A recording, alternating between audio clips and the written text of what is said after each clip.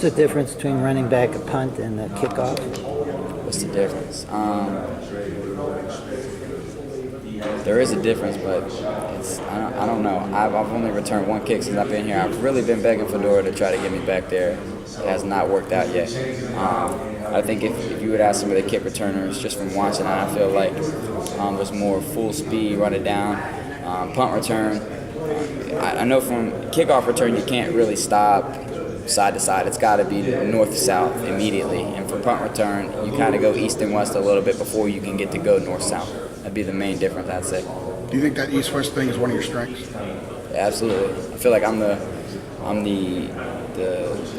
quickest man in college football. What I'm able to do in short area is why I can do what I do on the field. So it bodes well for me to be able to do that at punt return. Obviously, there's too much east and west. There's fast guys everywhere, and eventually they just swarm and contain you. But you do have to use a little bit of it so you can get north-south eventually. How big a part is vision and anticipating, like the second block ahead, something like that? Yeah, it's very big, and that's something that you can't really teach. You just got to be blessed with, and I was fortunate enough to be blessed with good vision and good anticipation and knowing how to set my blocks up and read my blocks. And then sometimes you just guess. Sometimes you guess wrong, and it's happened to me quite a time, but a lot of the times I guess right about where a guy's going to be or where he might be. You say a lot of film? You've consistently said that it takes 10 guys, including yourself, to have a successful punt return. Do you think that Larry Fedora's scheme of having your best athletes on the special teams helps out with that, including Matt Collins, who's a returning special teams captain? Oh, absolutely. I mean, you want the best guys on the field. You want the best athletes on the field no matter what. So knowing that I've got guys like Mac, Dez Lawrence, MJ Stewart, Donnie Miles, Chris Francis. I mean, those are all guys. They play running back, safety, receiver, corner. I mean, those are athletes. So knowing I got those guys out there in front of me, and not only just being athletic, but they actually care and they actually want to block. And some people don't, and that's a hard thing to do, blocking a guy for maybe 15 seconds. So those guys take pride in it. I'm fortunate enough to have them in front of me. Like I said, I can't make 11 guys miss, so I've got to have some help, obviously. How's the offense changed going from place to Mitch? How's it changed? How's the offense different? It really doesn't change, to be honest with you. We plug Mitch in and we keep rolling. Same play calls, same style.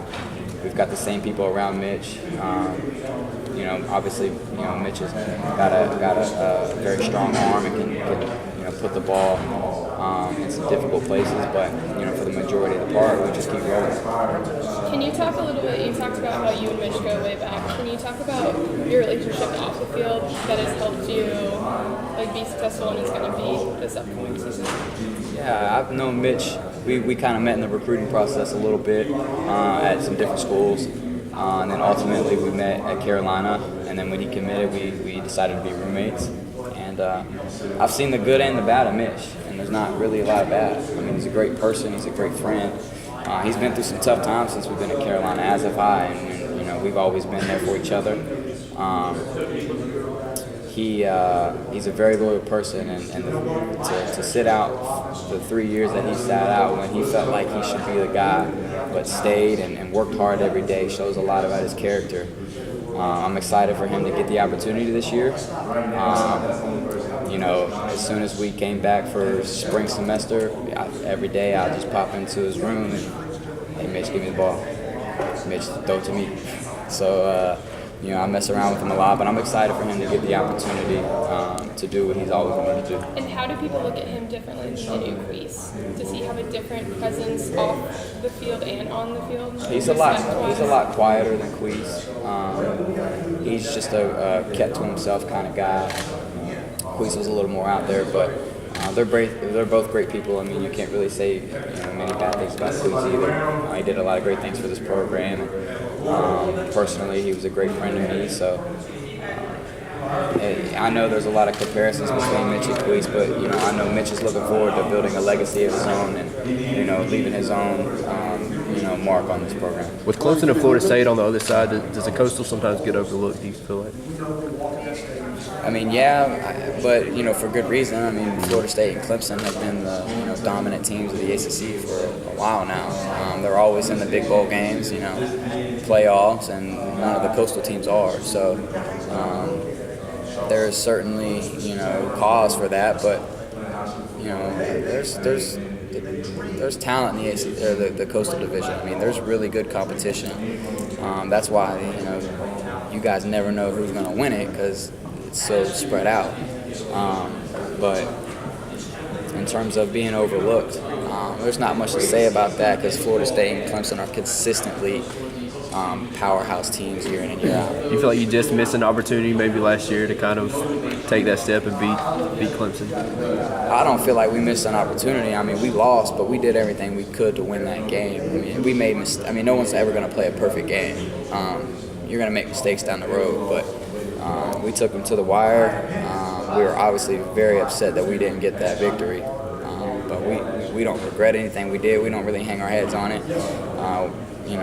Clemson was in the national championship and took Bama to the wire for a reason, and it just shows that we were that good last year, and hopefully we can continue to build on that this year. Ryan, speaking of building on, last year you sat here talking about potential coming off a 6-7 season, coming off 11-3. Does it feel different that you realize that potential and now you're building on something even greater? Yeah, it does. I mean, just stick your chest out a little bit, knowing that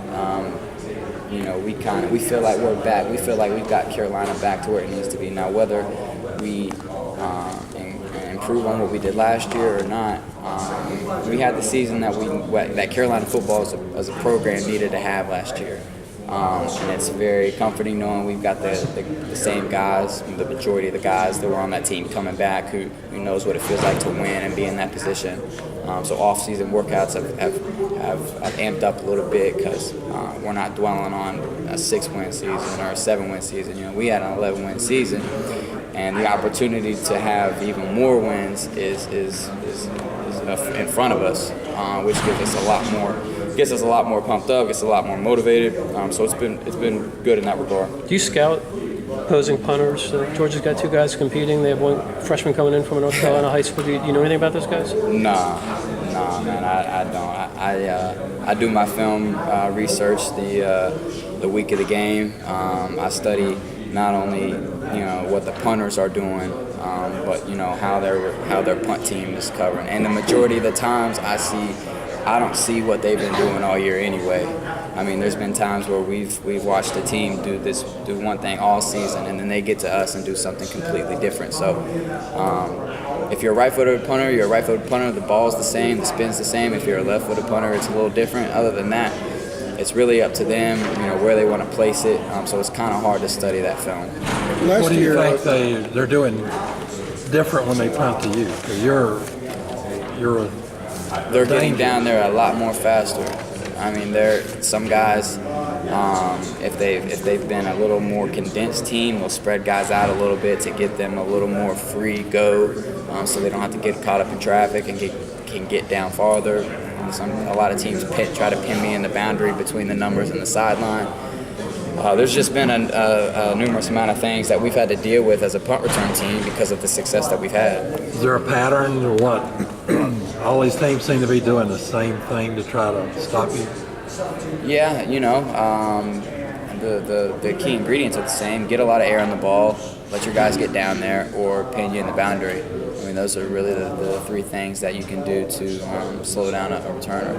Last year when you guys returned from break after the bowl game, Coach had everybody write something up on the board, and you guys kind of got on the same page really quickly. What did you guys do this offseason to kind of, there's got to be a mission every year, sort of a theme every year. What was the theme this year? What did you guys do to sort of get on that same page before spring? We wanted to win the ACC championship. We were close last year. It was crazy because of our freshman and sophomore year, you're thinking, man, we're just trying to go from 6 wins to 8 or 9. Like we don't know what we're doing, but this year, everyone's got that pep in their step. Everyone's got that confidence coming off an 11-win season, doing the things that we did, winning and beating teams, at their place. At Virginia Tech, haven't won there in a while. So a lot of what happened last year were big confidence boosters for us. So this off season was really about not being satisfied with where we were last year and trying to improve on that and not just get back to the ACC championship, but win it and get into the playoff. You know, you want to set your goals high, obviously. Because if you set them too low and you reach them, you kind of get complacent. But our main goal was to not, you know, be content with what, you know, we accomplished last year. A big part of that offseason last year were the seniors. You guys did a really good job leading. How much responsibility have you adopted yourself to kind of take on that role with this group now, being it's your last time around? You know, with my team, I'm kind of laid back. I work really, really hard. I pride myself on my work ethic.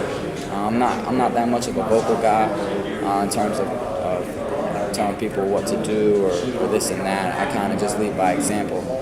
But there's guys on the team who have stepped up into the vocal role. I mean, everyone has that leadership characteristic in them. It's just about bringing it out. So we've got the majority of the guys who played significant stats last year, who won, you know, awards for how they performed coming back.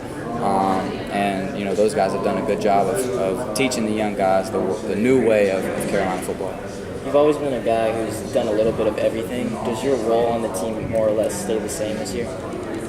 Well, I hope I mean, you want every year your role to increase. I certainly hope it does. But at the same time, I understand how many weapons we have around us. You know, I'm sure me, Mac, and Bug, we would each love to have 100 catches. I mean, without a doubt. But there's only one ball to go around. There's really not enough touches for everybody that we have. I mean, you name Mitch has to get his, Elijah, TJ Logan, Chris Francis, me, Bug, Mac, Austin Proles in the mix now. So, you know, our job is to make good with what we get. So for my role to increase, I've got to be more productive with the touches that I get. How do you see the offensive line being from last year? Obviously, lost a big guy to graduation, and you lost another guy for the season already. How does the offensive line that you'll have for the first year compared to last year? Oh, they'll be great. They'll be more experienced because we're gonna miss John Ferranto. He was an experienced guy. He's played before, but he was filling Landon's role. So we still have 4 of our returning stars back on the offensive line. Those guys know that they're the engine. I mean, without them, we don't go anywhere. So we feel really comfortable.